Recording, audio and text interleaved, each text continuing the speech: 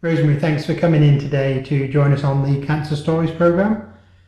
Can I ask you a question straight away at the beginning about how your cancer was found out and whether you were satisfied about that process? Well, it was a strange sort of process really, because in 2005 my dentist found a mark in my mouth and he said, I would like to refer you for that, and that goes through to the consultant, the expert in these matters.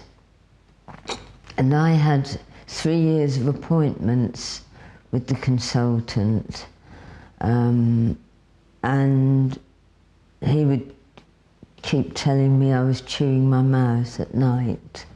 And so I bought, on his recommendation, I bought these very expensive gum shields, and still I was allegedly biting my mouth. But I was very fortunate because after the 3 years I had an appointment and I was waiting, and I thought, I'm going to discharge myself during this appointment. But it was a registrar, and he was apologising for only being a registrar. Now, I think registrars are brilliant, and he actually said, I'm going to take a biopsy. And really that just set things going, because they found it was cancer of my mouth. And I think also that summer I was on holiday somewhere. I had tonsillitis, and I must have gone on the holiday after the tonsillitis, and I was left with a lump here.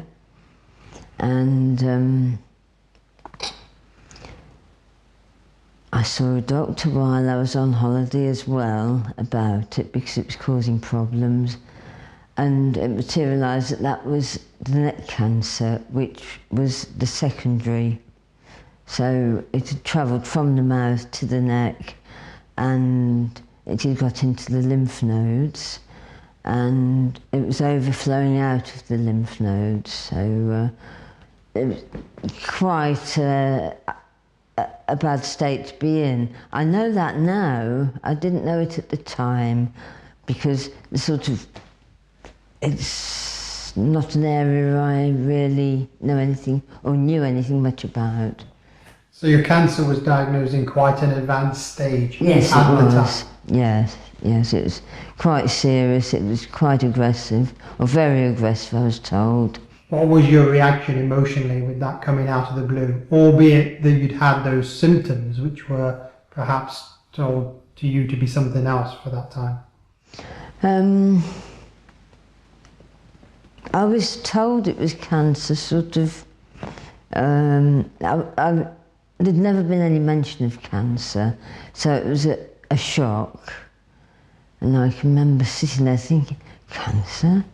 No, I haven't got that. I'm healthy, because I was healthy. And so it was just a total shock. But see, after that, well, at that point, you see all these different people and they're explaining what's happening, but it sort of just goes into mist, really. A lot of it you don't hear, because you're still thinking, oh, this isn't me doing all this. I'm the healthy one. I'm the one that eats all the fruit, Everybody else is eating their McDonald's and I'm eating my fruit and getting exercise. But anyway, at that point, sort of the carpet goes from under your feet, because then you have to have a lot of the tests, excuse me, blood tests and x-rays and so on and so forth, and tests on your heart and all the rest of it. And then you suddenly have a date for an operation 2 weeks after it's diagnosed, and that's it. And there, I expected 2 weeks in hospital, as I was told, and I did expect that after the 2 weeks I would be up and running again, same as I was before, perfectly fit and healthy.